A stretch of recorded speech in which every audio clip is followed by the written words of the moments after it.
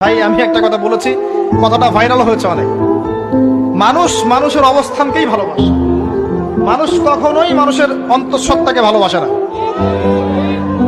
অবস্থান আপনার ভালো, আপনার পিছনে মানুষের অভাব থাকবে না।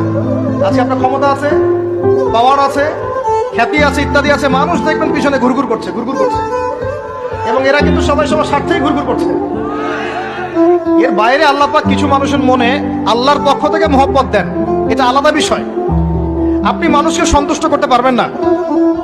পরিবার, বাবা মা, ছেলে মেয়ে, বউ বাচ্চা, কাউকে সন্তুষ্ট করতে পারবেন না।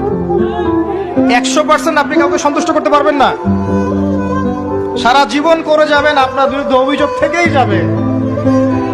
শুধু আল্লাহ রাব্বুল আলামিন অপেক্ষা করে বসে আছেন, আপনি কখন তওবা করে তার দিকে ফিরে আসবেন। দিন আল্লাহ পাক আপনাকে মাফ করে দিবেন ইনশাআল্লাহ।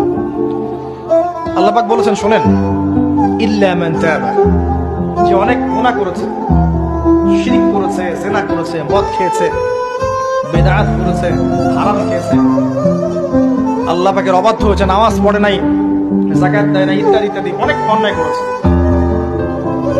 একদিন তওবা করে ফিরে এসেছে। আল্লাহ পাক বলেছেন, ইল্লা মান তাবা, যে ব্যক্তি তওবা করে ফিরে আসলো, ওয়া আমানা, এবং ঈমান নিয়ে আসলো, ওয়া আমিলা আমালান সালিহান, এবং এখন থেকে সৎ আমল করা শুরু করলো, হোক সে নারী বা পুরুষ, যে কেউ, যে কোনো বয়সের, যে কোনো বর্ণের, যে কোনো ভাষার, যে কোনো দেশের, এগুলো কিচ্ছু যায় আসে না আল্লাহ পাকের। ইন্নাল্লাহা লা ইয়ানজুরু ইলা আজসামিকুম ওয়ালা ইলা সুওয়ারিকুম ওয়ালাকিন ইয়ানজুরু ইলা কুলুবিকুম ওয়া আমালিকুম। আল্লাহ পাক শুধু কলব দেখেন, আমল দেখেন, রক্ত মাংস বর্ণ এগুলো দেখেন না। আল্লাহ পাক ফিরে এসেছে, আমল, ঈমান এনেছে, আমল সালেহ করেছে। আল্লাহ পাক বলেছে, উলাইকা, এরাই তারা, ইউবাদদিলুল্লাহু সাইয়্যাতিহিম হাসানাত, এরাই সেই ব্যক্তি যাদের সমস্ত গুনাহকে আমি আল্লাহ নেকি দিয়ে পরিবর্তন করে দেব।